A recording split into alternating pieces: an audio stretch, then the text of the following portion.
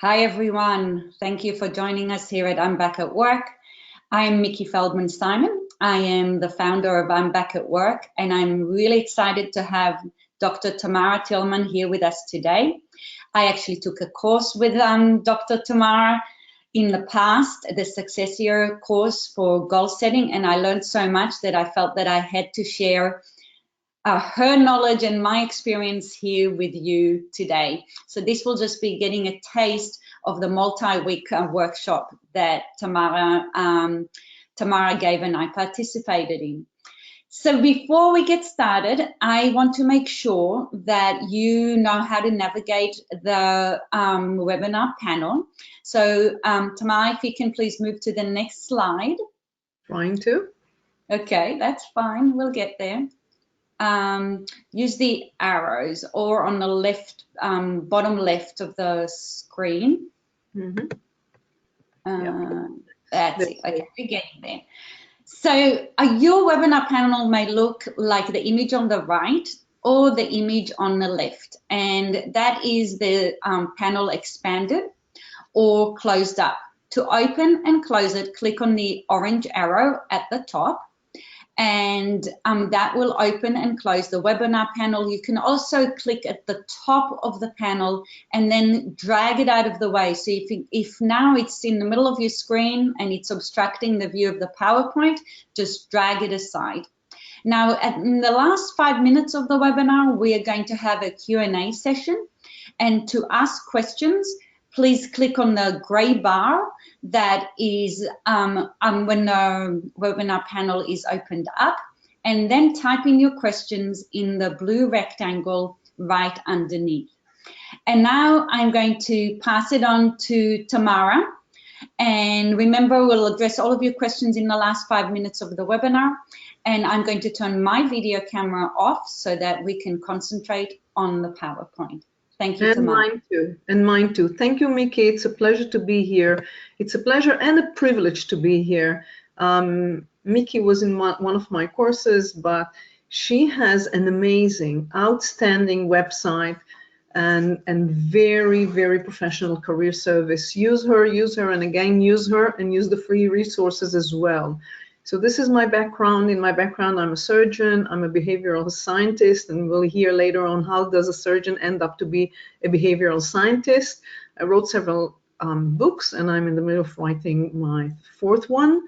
And most of my career was about quality management as a dean, as director, executive director.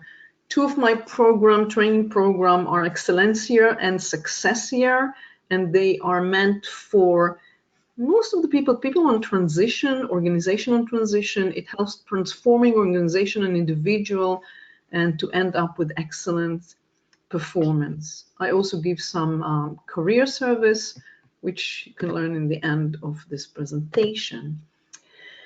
So let's start. And when we're starting, the aim of this course is to talk about how to achieve any goal. I know it's a bombastic title, but let's see if we can follow it and maybe learn something during this presentation. So if we're looking on New Year resolutions, which is the place where the time and the place where everybody is setting goals for the next year. This is a website, by the way, that's called Statista, and it has endless statistic questions and answers. And this is based, as you see here, on 22,000 people who were surveyed. So if you ask people on December 31st, 2017, what do they want to achieve next year? They will tell you that they want more money, more exercise, travel more, read more, learn another skill. The only thing that they want less is weight. So if you see, like 53% of the people said that they want to save money. That depends, if they are before or after the retirement. This is changing accordingly. So what happened with all of those aspirations that we have at the beginning of the year? So very few will end up fulfilling their goals or their New Year resolution, actually only 8% of the people will achieve what they said at the beginning of the year that they want to achieve. And this is something very interesting. And, you know, while we're talking, just if you have time, if you're willing, write on the side, right where the questions are. Did it happen to you? How often did it happen to you? And we'll take it from there. So why only? Why and maybe who are the ones that will succeed? And this is the essence of today's webinar. So when we're talking about succeeding or goal 101, we need to think about three things. And this is, what do we want? Why do we want it? And how are we going to achieve it? We'll start with the what. Now, go to the box on the right side, on the upper right side, and write down like 10 things that you don't want or you want. Just, you know, anything. Write down what you want and what you don't want. And I'm giving you a minute to do it. So feel free to, if you want to share it with us, you can write it in the questions panel, or if you want to just write it on a piece on pen and paper, write it by yourself. It's completely up to you.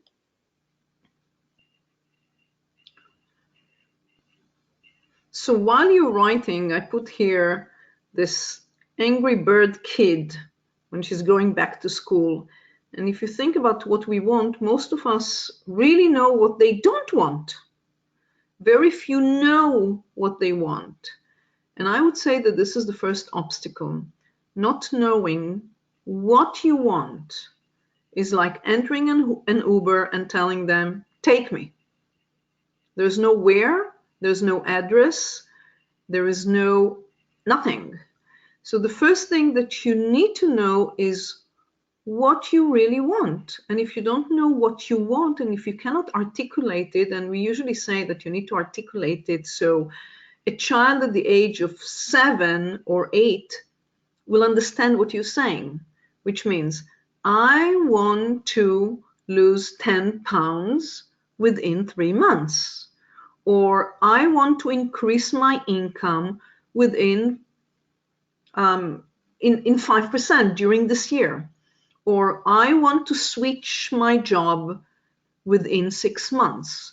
So if you don't define well what you want, there's a good chance that you will never reach there. So this is... Tamari, Helen is sharing with us that she wants to start an event planning business. Lovely. Let's talk about it in a minute. Ellen, remind me in a minute, and you're going to do an exercise that I'm going to show in a, it's not a minute, maybe in 10 minutes. So the first thing, it's good that you know, add to this, Ellen, when do you want to start it? So frame it, make sure that you have it timed.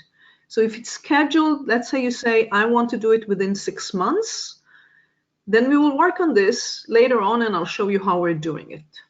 We have one more share. Yes. Lisa is sharing that I recently went back to school and graduated with my master's, but it has been so difficult landing a job. I want to work in the human rights field. Good. So first of all, thank you all for sharing. And you're going to do the same exercise as Ellen is going to do after that, and share whatever you think about the process, because the process is important. First of all, to define exactly what you want. I want to go back, I want to work, I want to do an HR work, I want to do it within a year, half a year, frame it with the time. This is very important. So the second thing, after we know what exactly we want, not all the people know why they want it. And I'm going to bring here what Disney has written on its mission statement. They create happiness by providing entertainment for people of all ages everywhere.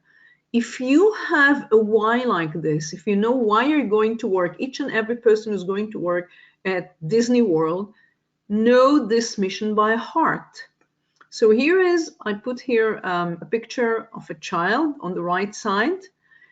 And this is something I want to say many times. Our why is not our why. The why that we're going to study, for example, medicine, It's not because we want to study medicine. Mommy and daddy wants to have a doctor in the family. If it's not your why, if you didn't fall in love with the why, you need to rethink about it. And here is a picture on the right side of a kid with protruding ear, true story. One of the first patients that I ever had, and she came to me. I have operated upon her mom before that. She came with her parents because she had protruding ears. So she's entering the room. Meanwhile, I'm talking with mommy and daddy. And you see by the way that she's walking that this is not her why, right? She's going there. She's going in a very wide gaze. She's not jumping. She's going very slow. Her gaze, her eyes are really stuck to the floor. And then when I'm finishing talking with the parents, I'm asking her, so darling, what are you doing here? And she said, I don't know. And I said, what do you mean you don't know? Your parents brought you for a consultation for what? And she said, for the protruding ears. So what do you think about it? And she said, it's not my problem. It's my parents' problem. You need to operate them. I don't want to be operated. I love my ears.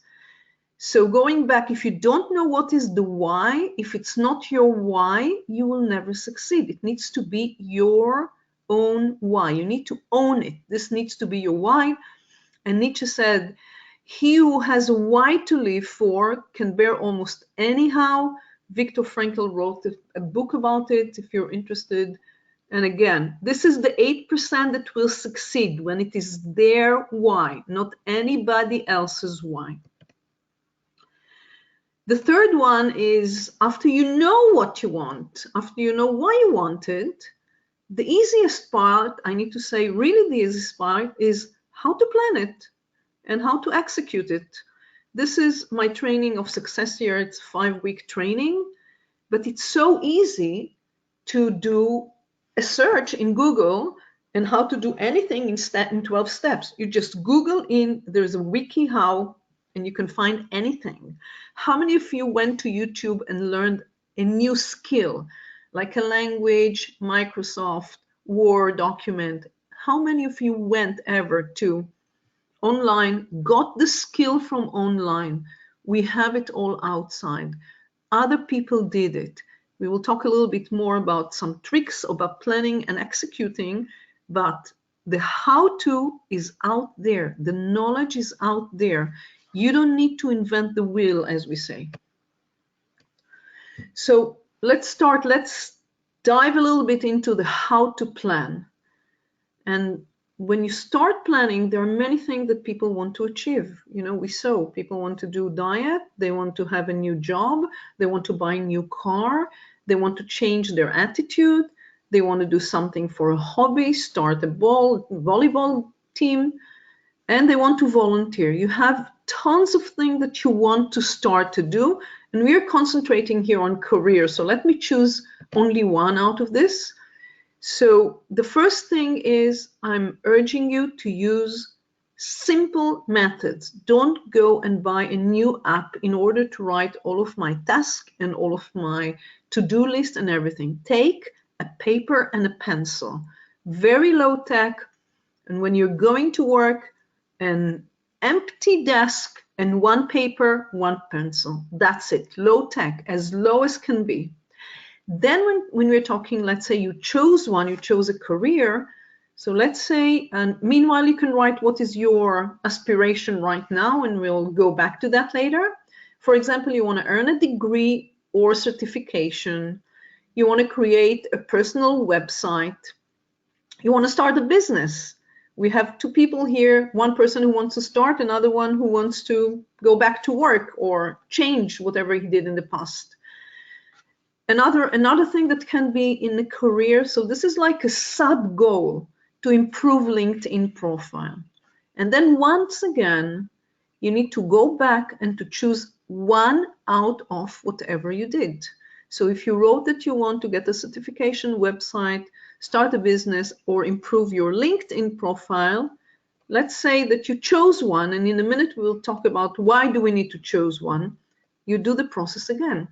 So let's say we're talking about improving LinkedIn.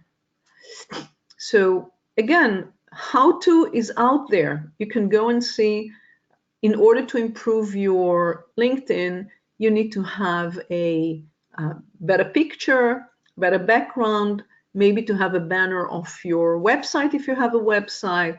There are buzzwords. LinkedIn is publishing each and every quarter what are the buzzwords, the words that are mostly used. You want to grow your network, and maybe you want to become a thought leader within your field, and we will define it. So again, you chose one. The first one was career. Then you chose a sub goal, let's say LinkedIn, and we're doing reverse engineering. And let me tell you what is reverse engineering. And here is what is a reverse engineering. And Helen, after that, you're going to do yours and you're going to share it with us while we're talking. And we have a couple of others, just so you know, Tamara. We have Manny wants to lose weight and get a job, and the job is being a teacher. Nice, nice, nice. So when we're starting to do it, the first thing that we said is we need to frame the time. Now, if you're looking at the very right end of the presentation, you can see in the right end of the presentation that wait a second, I need to move something here. On the right side of the presentation, you see any goal that you want somewhere in the future, there is a way to reverse engineer it. So let's say that within 3 months, I want to position myself as a thought leader on LinkedIn. 3 months from now. So every time I'm doing the reverse engineering, I'm cutting the time in half.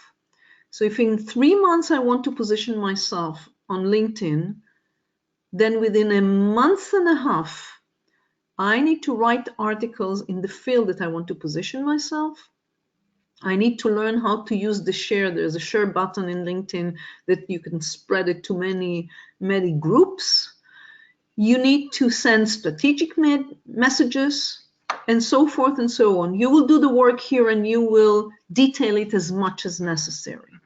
So if within a month and a half, I want to be the person who's writing articles, within 3 weeks, I need to make sure that I'm doing other things. This is an example, but you can do it your way. Join groups that are within my interest. Add comments to other people's article. Share them. Make sure that you're starting to be noticed on LinkedIn. So within a week, again, I'm cutting it into half, so a week and a half. Within a week, maybe I want to change the profile picture. Maybe it needs to be a little bit more professional. Maybe I need to change the background to link my website, if I have a website, and so forth. So the first thing that I need to do today, in order that within a week I will have the pictures, within 3 weeks I will have comments, within a month and a half I'll write articles, within 3 months I'm becoming a persona important in LinkedIn. The first thing today is to go to my profile and think about my branding. What am I trying to show in LinkedIn? Am I trying to show that I'm an event planner? So if you're trying to show that you're an event planner, think what kind of things you want to show in your profile, what kind of thing, maybe to go to other event planners that are on LinkedIn, the ones that are very much connected. You can see you can have above 1,000 people. You have a list of above 1,000 people. So this reverse engineering can take any task that you have and go back from the future, return from the future, back to the future and from the future. And if you're doing it this way, the tasks are very small, very attainable, measurable, and you can start today. What I'm usually doing in addition to this reverse engineering is a vision board or a to-do list. And this is my own vision board. So daily, this is what I'm looking at. And this is like the daily ritual that I'm doing. I'm getting up very early in the morning. You can see it on the left side. I have my own routine. I'm doing meditation. I'm starting to write my book, and I'm vegan, so I make sure that my food is prepared before I'm leaving home. If you have any question before we move to the next slides, please do it. So why are we choosing one? The first one was one goal out of all the goals, and then one sub goal, and then the task. You start with a single task today. So this is an important thing, and more or less our willpower is like a battery, and it's a matter of energy. So we need to look at the person in a holistic way. The willpower, believe it or not, and excuse me, there's a mistake there, is limited. It's a limited resource. And if we are wasting our energy early, at the end of the day, it's done. How many times you started diet in the morning and at 4 p.m. it's done because you did other things, you invested your time, your energy with other things. So this is what we call in medicine the locus minorus, the place with the least resistance. This is where you stop. So it's about diet.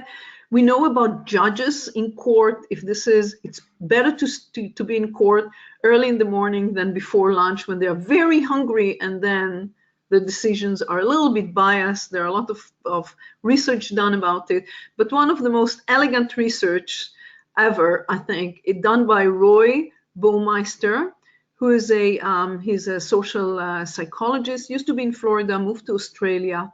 And he did a lot of research about self-esteem, about belongingness, and so forth. One of his famous research is about cookies and radish, believe it or not. So he took students or kids, and he did two things. The research had two parts. In the first part, he put the kids or the students in a room, and in the room there was a smell of chocolate chip cookies. Yummy. Half of the people got chocolate chip cookies, and half of the people got a bowl with radish. An hour later, he did the second half of the research, and he gave them some mathematics, some equations, very, very, very simple equations, but without any solution.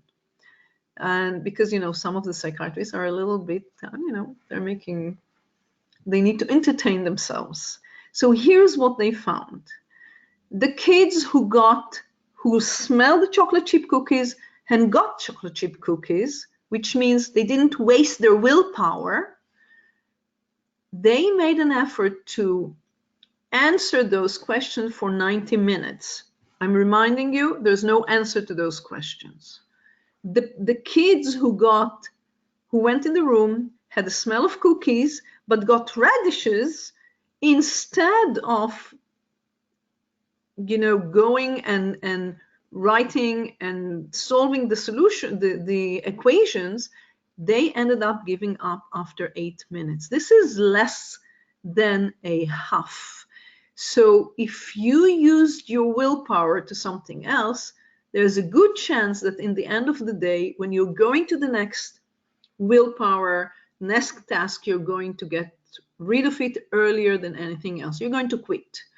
Therefore, when we're talking about setting goals, when we're talking about New Year resolution, one is good enough. One is totally good enough. Now, life happens and we need to do other things, but the major goal should not be, I'm starting diet, I'm starting my own business, I'm going to find my mate, and God knows what is the fourth one. All right, so we spoke about simple, choosing one, low tech, reverse engineering, vision board. It's very easy when you have everything in front of you. You're going into the computer in the morning, you're looking at the paper, at the page, and you know what you need to do. Here is something that this is more about how to execute. Until now, it was how to plan. Now we're talking a little bit more about how to execute. And when we're talking about execution, we're talking about productivity. So in productivity, the three major things, or the four, and we will talk about obstacle in a minute, are first and most important for me, it is clutter. And when we're talking about clutter, you know exactly what we're talking about. Everybody has the drawer that he's throwing there, the papers that he's not using, and one day he's going to file, and maybe, you know, the electricity billing and so forth. We have clutter all over. So if your desk looks like the desk here on the top, the chance that you will accomplish your task is lower. And I know everybody has someone that he knows that without the clutter cannot be organized. So I would say that this is an outlier. The second thing is focus. And for focus, we need to make sure that we always do the most important things first. The most important things needs to be done early, first thing in the morning, and we need to do them while they are not urgent, which means if I am working all the time on important things and urgent things, this is the red square here, I'm exhausting my willpower. So you want to make sure that you are avoiding gliding into the red square here and rather staying all the time in the not urgent and important thing. I'm not talking about the unimportant and not urgent. The unimportant things needs to be reduced to minimum. When it comes to focus, another thing that is important, if we have distraction, we cannot complete tasks. So make sure that you have airplane mode for everything. For example, I'm right now here. All of my phones, all of my cell phones, all of the other computers, all of them are on an airplane mode. They are off, and I'm never looking at text while I'm working. Third one is the love action, and this is something that we forgot, and that is, if you love the result, you love the pathway. Many people hate to submit CVs, to redo the resume, to redo the cover letter. But if you love the result, the result you're going to be employed, then you need to love the action. I know it's many hours. I know it is you're on your own, but if you love the result, you love the action. If you like your wardrobe to smell well and to be folded, it means that you like to do laundry, believe it or not. Okay, the last thing that we're going to talk is about obstacles. And this is after we know what we want and why we want, and we know how to do it, and we got rid of all the productivity obstacles, like we got rid of the clutter, we are focusing, we understand that there is a pathway and we need to enjoy the pathway, then there are still people who are not achieving what they said that they want to achieve. And the interesting question is why? Why don't they do it? And this is, I would say, the heart and the soul of the program that I created, Success Here. And I will tell you a little bit about the program, but also about a buzzword here. And the buzzword here is paradigms. So it all started in my residency, in surgery residency. Actually, my first day of residency in surgery, I was in a consultation meeting, and I heard something that was incorrect scientifically. And what happened is that when you're in the first day of your job, you don't say anything to any boss. So it so happened that I started to investigate why do people are doing things against what they see, against what they believe, against what looks like the common sense. And the word paradigm is a word that we need to contribute to Thomas Kuhn, who wrote in the 60s a book about the structure of scientific revolution, and he wrote about paradigm shift. Everybody knows what the paradigm shift. And actually, paradigm is a way, it's like your inner story, your lens, the way that you're looking at things, and this can distort whatever is the situation. So for example, You're looking for a new career, and then you're saying to yourself, well, you know, it's very hard to find a job after the age of 50. This is by itself can be a paradigm. This is by itself can restrict you. This is by itself, even though you did all of the other things by the book. You know what you're doing, you know how to do it, you know why to do it, and you planned it correctly. This is by itself can distort the results. The second obstacle, it all related to paradigms, is fear. Most of us are, the most common fear is public speaking, if you know, and the second, but in general, what we fear of is failure. So sometimes, even though we want to do a new business, even though we want to get new skill, even though we want to be hired, we are the failure, the fear of failure can actually paralyze you. It can end up paralyzing you. You know all the steps, you know what to do, you don't do anything. A third obstacle is by people who are surrounding us, and it is coming from love. People don't want us to fail. They don't want us to be hurt, and they are hurting us by restricting us, by giving us advices like, you know, I know so many people who try to open a restaurant and they all fail. There is no money in doing singing, doing art, painting, whatever it is. And the fourth obstacle is ourselves. Sometimes we don't want to succeed. We're afraid that we will realize our dreams. So I'm doing a stop right now, and I'm giving you my two like secret tips for really for productivity. And the two secret tips are related to where we live. We live in Boston, and we have two beautiful schools here. One is the MIT, the other one is Harvard. So you take MIT and HMS, which are the names of those schools. And my two tips are for the beginning of the day and the end of the day. For the beginning of the day, do yourself a favor and do two MIT, which means two most important things, do them before 10 a.m. Now, I know that we plan to do it, but usually we don't do it. So make sure that 10 a.m. is the threshold. This is the day. This is the time of the day that I'm promising myself to finish the two most important things of the day. For example, I'm building right now a deck, and for the last 2 months, every morning, I'm in the building department of Boston, every single morning. And by 10 o'clock, I'm in the library and I'm writing my book.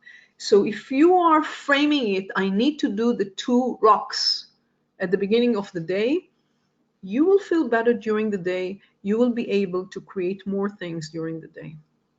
And in the end of the day, after 2, so this is before 10 a.m., and the other one is also before 10, but p.m., is 2 hours before you go to sleep.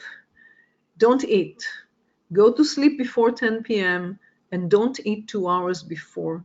There are too many things. Our digestive system is consuming a lot of energy if we do eat before we went to sleep, and that results with a very unproductive night's sleep and dreams.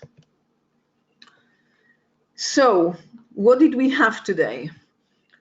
We spoke about setting goals, understanding why 8% will succeed and other will not succeed.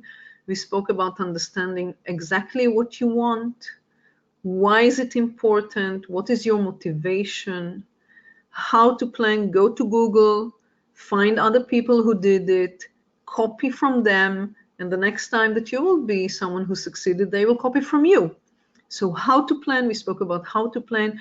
Choose one thing. We have a limited willpower. We spoke about how to execute, and we spoke about obstacle, but this is by itself is a training. If someone wants to reflect about what we spoke today, it will be lovely. who is the one who spoke about event planning? Helen. Helen, if you want to write like 3-4 steps reverse engineering and share with us, let's say I want to have my business up within 6 months, where do I need to be within 3 months? When do I need to be within a month and a half? And what do I need to do today? And then Mickey is going to share with everybody else. It will be lovely. Do we have anything else? If there is any. If Mani wants to think about how to lose weight, what would be a plan for the next 6 months? We also had another question here that if you want to address at this point, how to execute with other family members because everyone has their own things or schedules. Okay. So again, let's talk about losing weight. And we are, this is the most challenging thing that we have. And I will tell you in many things, this is something that related to the clutter that we spoke about. We are living in a very abundance period of time in history. And one of the problems of abundance is that we have too many things to choose. So I'm going to ask you to think a little bit about scarcity when it comes to losing weight, and to think, what is the minimal thing that I need to eat, the minimal thing that I need to do, even exercising, in order to achieve what I want to achieve. So let's say we're talking about 10 pounds in 3 months, and write me down if this is a realistic thing that I'm talking about. That means that this is in a month and a half, this is 5 pounds. That means that if we're going back in 3 weeks, this is 2 pounds. Or if we're looking about this week, it's 1 pound. So if you can see, if you can follow up and see a plan and take any diet that you have and just calculate to yourself, what am I doing right now to lose a pound this week and another pound next week or half pound? If you can limited when you're looking at 10 pound, it looks very big, unattached and unattainable. When you're looking about 1 pound this week or half a pound this week, this is something that is easy to digest, if I may say so. The same thing, how am I doing exercise? How am I ending up in another 3 months while I lost 10 pounds that I also run, let's say, 2 miles or something like this? Again, reverse engineer it and reach to this place. So I'm going to share with you, Tamar, if I can. So Helen's shared with us, so in 3 months, she would like to launch her business. In 1.5 months, work in my event planning group to learn the ins and outs. And then in 3 weeks, follow the other event planners and make more contacts. In 1 week, do more informational interviews. And today, update my LinkedIn profile and complete my Purple Lane profile for Friday's event. I'm looking forward to seeing you on Friday, Helen. I love it. I love it. Now, when you're doing it, so one thing that I would think about, and this is what we spoke at the beginning, is branding. There are many event planners out there. So think about the niche that you want to think already. And when you do the reverse engineering, do it with a niche. Do it with something that is unique, because you don't want to end up to be a general contractor there. You want to be there, a top-notch person who's doing events. So try to think, I'm doing only events in, I don't know, in Fridays afternoons. Try to think about events that you want to do, like sweet events. Try to find your own niche, something that is talking to you, something that is of interest. Then you will be more noticeable. Make sense? Sounds great. So okay, but the way that you did it is perfect, just perfect. Now there was a question about execute with other family members. Can you elaborate a little bit more, which means you want to bring family members? I believe, Tamai, I think that the person is trying, that Manny is trying to balance what she wants to do with other, like being a mum and other spreading herself thin between her family and wanting to get back to work, I'm assuming. A mum and a wife. Mm-hmm. So I think Mani, I'll pass it on to Mari in a moment too, but I think you need to work out for yourself what is important to you. What's your why first? And then you need to work out with your family to get their support and see how you get the results in some ways together into like, what can you do with the support that you have from people around you? But what is it that you really want to achieve first? And Tamari, I'm sure you have more to add. Yeah, so when you're talking about family members, and I'm always saying the same thing in my courses and in my consultation and training. We're not breaking families. We're here to keep the families, and families are important and support is important. And it will happen in your life that you advance, you became an owner of a business, your hubby is still behind, your wife is still behind, and it's not matching anymore. But I'm telling you outright now, whatever you're doing, make sure to keep your family together. So one of the things that, imagine three coins that you have. One is a dime, one is a cent, and one is a quarter. So tell me, what percent of the time are you spending with your family, with things that are related to yourself, like hobbies and so forth, and with work or job? And sometimes when you do this, when you draw those three circles, you find out that you're really not paying too much attention to the family. So you need to bring your family with you, especially when you're in transition, especially when you're trying new things. If you're relocating, hands down, they need to be part of the team. So you need to bring them and to see eye to eye what you're trying to do. Some of them will restrict you from the beginning because they really love you and they don't want you to fail.